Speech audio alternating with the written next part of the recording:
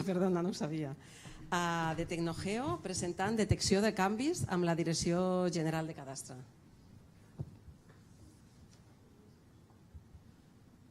Quan vulguis. Bé, hola, bona tarda a tots. Jo vinc de Tecnogeo, que som distribuïdors d'Hexagon Geospatial, com que abans ha explicat el Loran, i som experts en desenvolupament de solucions geoespacials en el camp de Smart Cities, teledetecció, fotogrametria, etc.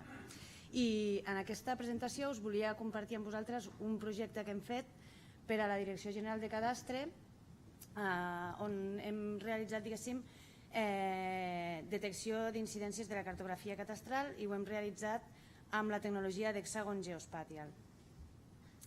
Els antecedents del projecte és que Cadastre està realitzant una regularització de la cartografia i l'objectiu és incloure els immobles que no estan donats d'alta a la base de dades.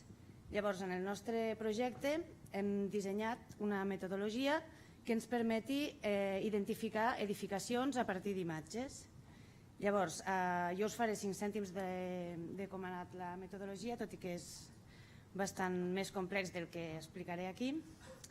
Llavors, hem definit aquesta metodologia i l'hem comparat amb, diguéssim, la cartografia obtinguda amb el mètode visual de Cadastre. I d'aquesta manera hem pogut identificar edificacions que no estaven incloses a la base de dades. S'han utilitzat municipis de diverses zones amb diferents característiques, zones amb més concentració de població i construcció o municipis també de l'interior de Barcelona amb menys edificació o zones amb construccions disseminades com Astúries, per exemple.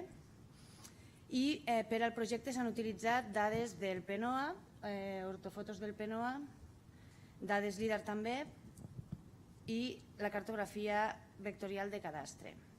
Llavors, farem 5 cèntims del procés. Hem utilitzat Imagine Objective, que és una solució d'Hexagon, i el primer que fem és, diguéssim, fer una selecció de mostres de referència dels elements que volem identificar, que en aquest cas són construccions.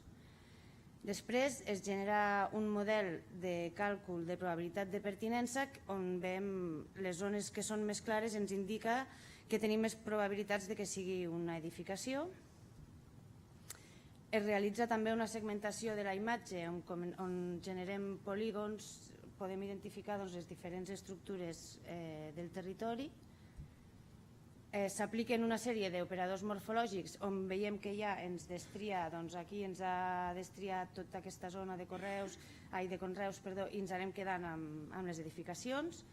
Després es vectorialitza aquesta